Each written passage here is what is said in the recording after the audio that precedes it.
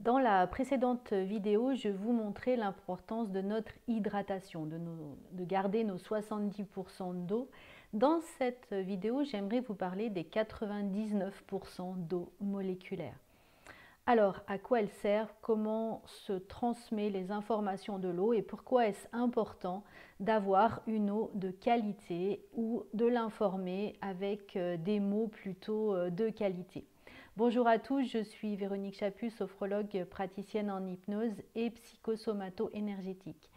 Effectivement, l'eau moléculaire qui compose 99% de nos molécules, c'est une eau qui permet de communiquer entre les cellules. Alors elle est un petit peu différente.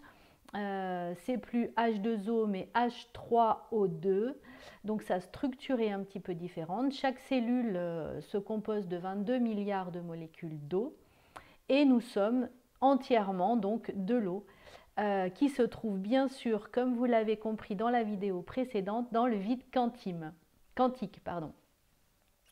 Donc grâce à cela, à cette eau qui est présente, nos cellules fixent de l'information. Donc elle fixe l'information dans le vide quantique. C'est le système même des annales akashiques, si vous connaissez, qui permet d'aller voir des mémoires, des informations qui sont stockées quelque part, donc dans ce vide. L'eau H3O2 est appelée de l'eau cohérente structurée. Elle est le support même de nos protéines et de notre ADN. Donc c'est vraiment toute la vie qui est basée sur cette résonance de l'eau. Et cette résonance, elle se fait grâce aux photons, c'est-à-dire la lumière. Cette lumière qui se fixe sur une molécule d'eau. Et avant que la molécule puisse faire quoi que ce soit, elle va être excitée par ces photons qui sont transférés de molécule en molécule. Donc ça va très vite et donc amène l'information. Cette information, elle va modifier, elle va affecter la fréquence de nos organes. Donc plus ces informations vont être adaptées, plus notre corps va être en bonne santé. Si par contre on lui apporte de mauvaises informations, on peut donc créer du désordre dans notre corps. Ces flux électriques sont même à l'origine de nos émotions. Plus cet espace entre ces molécules devient petit, plus elle est contractée et plus on est sur des émotions qui sont connotées de façon négative, plus cet espace s'agrandit, plus on est donc dans le lâcher-prise et dans des émotions positives. Donc, selon Gilman et Robdell, qui en 1994 ont eu le prix Nobel sur la communication de nos cellules entre elles, donc nos cellules communiquent. Donc c'est vraiment très important et je vous conseille vivement d'aller voir aussi le site du docteur Pollack, tout simplement parce que on comprend beaucoup mieux l'importance de l'eau dans notre corps pour créer le plus possible cette eau structurée. Emoto en avait déjà parlé dans ses expériences, puisqu'en fonction des fréquences qu'il envoyait, par exemple de la musique, la fréquence des mots, la fréquence d'une intention, puisque par l'onde, c'est véhiculé justement dans cette eau structurée. Une fois qu'on congelait cette eau, on retrouvait des cristaux parfaitement structurés si les informations avaient été bonnes, ou au contraire complètement déstructurés si l'onde amenait une information chaotique. Donc l'importance de pouvoir choisir l'eau, c'est d'avoir de l'eau vivante. Souvent, on peut utiliser un vortex, puisque tout est vortex, donc c'est un petit cylindre qui est grand comme ça. On va mettre deux bouteilles l'une à côté de l'autre et on va faire passer l'eau comme ça plusieurs fois pour pouvoir réoxygéner cette eau et pouvoir lui donner toute son information. L'eau osmosée également peut apporter énormément d'informations positives et de structure. La moins mauvaise en eau, c'est l'eau du mont Roukou. calme et ensuite volvique.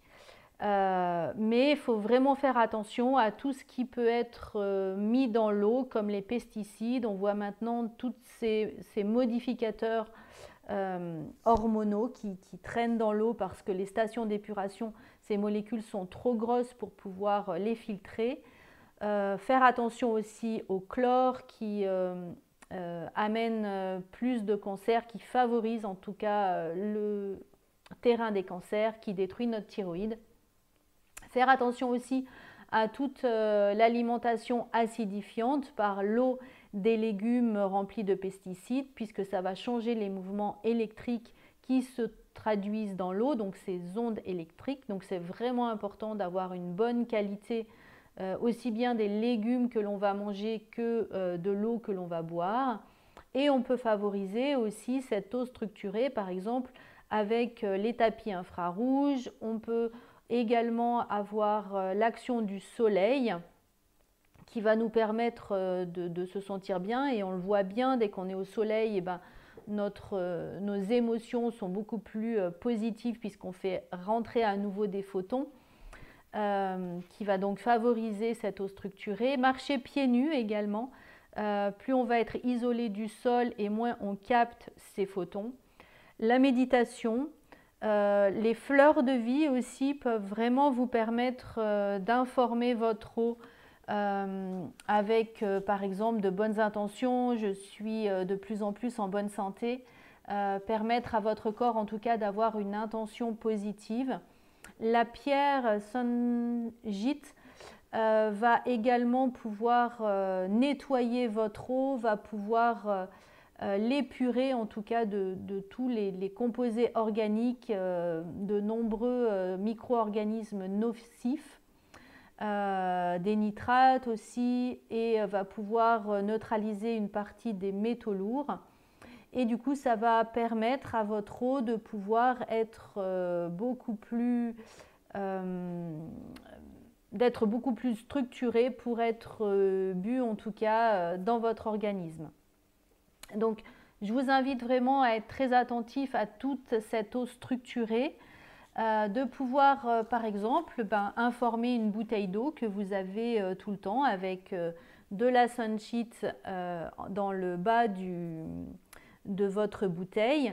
Vous l'avez bien fait bouillir et puis régulièrement, vous refaites bouillir un petit peu ces pierres pour bien les nettoyer, pour bien les désencombrer de tout ce qu'elles ont pu absorber.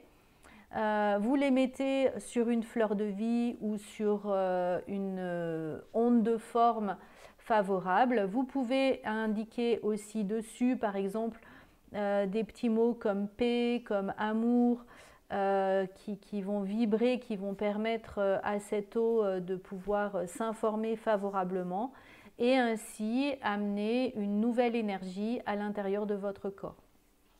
Voilà, j'espère que cette vidéo vous aura donné toutes les informations nécessaires pour que vous puissiez faire des recherches intéressantes, que vous vous posiez des questions en tout cas sur notre constitution, comment les informations circulent à l'intérieur de nous. Donc l'importance en tout cas de favoriser une eau de qualité, qu'elle vienne de l'eau liquide H2O ou de l'eau des légumes, et de pouvoir garantir au maximum cette eau structurée H3O2 que nous avons à l'intérieur de nos cellules et qu'il faut absolument préserver pour être en bonne santé. N'hésitez pas, si cette vidéo vous a plu, de pouvoir la partager, la liker et bien sûr vous abonner à la chaîne, tout simplement en appuyant sur le bouton juste en dessous. Merci à tous et bonne eau!